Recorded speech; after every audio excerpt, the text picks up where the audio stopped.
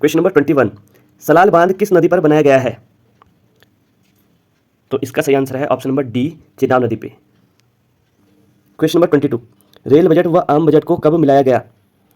तो अगर हम रेल बजट और आम बजट की बात करें तो ये 1924 में इसको जो है एक्वर्थ समिति की रिकमेंडेशन पे इसको अलग अलग कर दिया गया था, और फिर पुनः 2017 में मोदी सरकार के द्वारा इन दोनों का जो है विलय कर दिया गया। तो 2017 इसका सही आंसर होगा ऑप्शन नंबर बी। लेकिन अगर पूछा जाए कि रेल बजट और आम बजट को अलग कब किया गया, तो इसका सही आंसर होगा 1924 एक्वर्थ समिति की सिफारिश पे। क्वेश्चन नंबर 23, मौर्य काल में शिक्षा का सर्वाधिक प्रसिद्ध केंद्र था? तो इसका सही आंसर है ऑप्शन नंबर ए, तक्षशिला। ये वही विश्वविद्यालय है जहां चाणक्य जो है एक प्रोफेसर की भूमिका में हुआ करते थे। क्वेश्चन नंबर 24, वर्ष 2022 में दादा साहेब फाल्के पुरस्कार प्राप्त हुआ, तो किसे प्राप्त हुआ? तो इसका सही आंसर है option number B, Asha Parekh.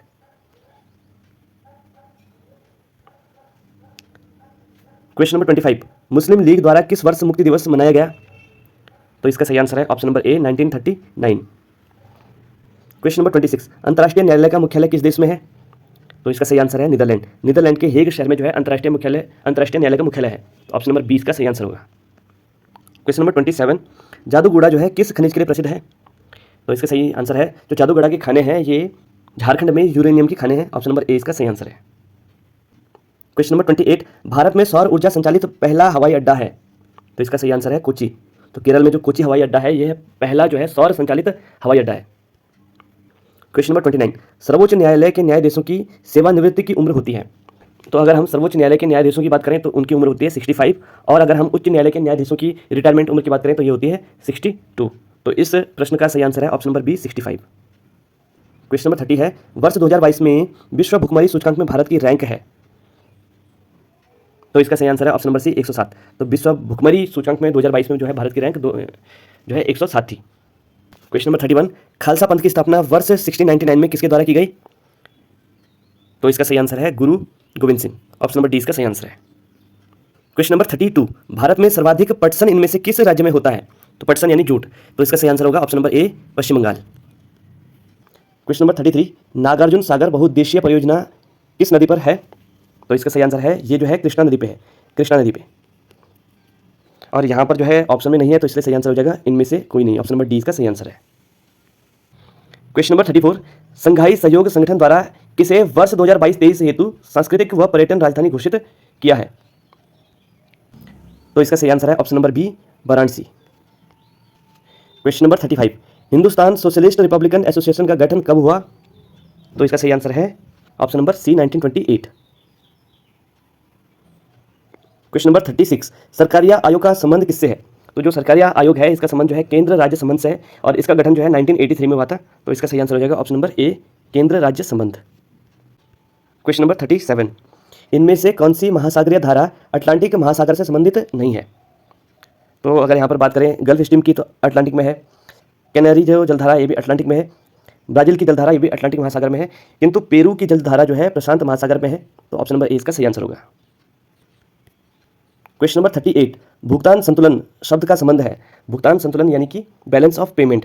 तो इसका संबंध जो है आयात निर्यात से है। ऑप्शन नंबर सी इसका सही आंसर है। क्वेश्चन नंबर 39, रेगुर मृदा इनमें से किसकी खेती के लिए सर्वाधिक उपयुक्त है? तो रेगुर मृदा यानी कि काली मिट्टी। तो इसका सही आंसर है ऑप्शन नंबर बी, कपास के लिए। क्वेश्चन नंबर 40, इनमें से कौन सा देश सार्क का सदस्य नहीं है? तो अगर हम सार्क की बात करें तो सार्क का फुल फॉर्म है south Asian association for regional cooperation.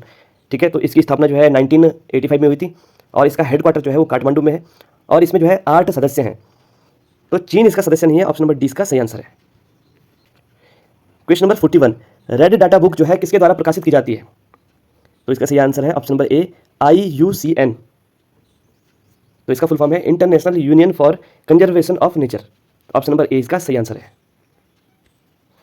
Question number 42, भारतीय राष्ट्रीय कांग्रेस की प्रथम महिला अध्यक्षा कौन थी? तो राष्ट्रीय कांग्रेस की पहली महिला अध्यक्ष की बात करें तो ये थी एनी बेसेंट। तो 1917 में कलकत्ता अधिवेशन की अध्यक्षता जो है एनी बेसेंट ने की थी। लेकिन अगर राष्ट्रीय कांग्रेस की पहली भारतीय महिला अध्यक्ष की बात करें तो वो जो है ये हो जाएगा सरोजनी नायडू। और सरोजनी नायडू ने जो है 1925 के कानपुर सेशन की अध्यक्षता की थी। तो इस प्रश्न का जो सही आंसर है ये है एनी बेसेंट। क्वेश्चन नंबर 43, वर्ष 1997 में विश्व पर्यावरण सम्मेलन का आयोजन कहाँ किया गया? तो 1997 में जो विश्व पर्यावरण सम्मेलन था, इसका जो आयोजन है ये कहाँ किया गया? तो ये किया गया क्योटो में। तो इसी के नाम से जो है इसी टाइम जो है क्योटो प्रोटोकॉल हुआ था, और जो क्योटो प्रोटोकॉल है इसका संबंध है ग्लोबल वार्मिंग से। क्वेश्चन नंबर 44, हुमायूंनामा की रचना किसके द्वारा की गई? तो हुमायूंनामा जो है हुमायूं की बहन गुलबदन बेगम के द्वारा लिखी गई। तो ऑप्शन नंबर डी इसका सही आंसर है। क्वेश्चन नंबर 45, कौन सा अनुच्छेद अस्पृश्यता के खिलाफ है, यानी अनटचेबिलिटी के खिलाफ कौन सा है? तो ये हो जाएगा option number C, article 17। Question number 46, हाल ही में भारत द्वारा 8 अफ्रीकी चीतों को भारत लाया गया, इनमें से किस नेशनल पार्क में रखा गया? तो जो ये 8 अफ्रीकी चीता थे, इन्हें नामीबिया से लेकर आया गया था और इनको जो है कुनो नेशनल पार्क में रखा गया। ऑप्शन नंबर ए इसका सही आंसर है। तो कुनो नेशनल पार्क जो है मध्य प्रदेश में स्थित है। क्वेश्चन नंबर 47, इनमें से कौन सी नदी जैविक मरुस्थल के रूप में जानी जाती है? तो इसका सही आंसर है ऑप्शन नंबर डी, दामोदर नदी। और दामोदर नदी को जो है वेस्ट बंगाल का शोक भी कहते हैं। क्वेश्चन नंबर 48, वर्ष 2022 में इनमें से किस देश ने वित्तीय आपातकाल अपने देश में लागू किया? तो इसका सही आंसर है ऑप्शन नंबर ए, श्रीलंका। क्वेश्चन नंबर 49, राज्य विधानसभा के सदस्य चुने जाते हैं, तो कौन चुनता है इनको? तो इनको जो है राज्य विधानसभा के जो सदस्य हैं उनके द्वारा चुना जाता है। क्वेश्चन नंबर 50, स्वतंत्र भारत में योजना बनाने का प्लान किससे प्रभावित था? तो इसका सही आंसर है option number B, Bombay Plan. Question number 51, एक सिंग वाले गैंडे के लिए जाना जाता है, तो ये सही आंसर है ऑप्शन नंबर ए, काजीरंगा। क्वेश्चन नंबर 52, वर्ष 2022 में यूएनईपी के पर्यावरणीय पुरस्कार में चैंपियन ऑफ द अर्थ का पुरस्कार किसे मिला? तो इसका सही आंसर है पूर्णिमा देवी वर्मन। ऑप्शन नंबर 20 का सही आंसर है।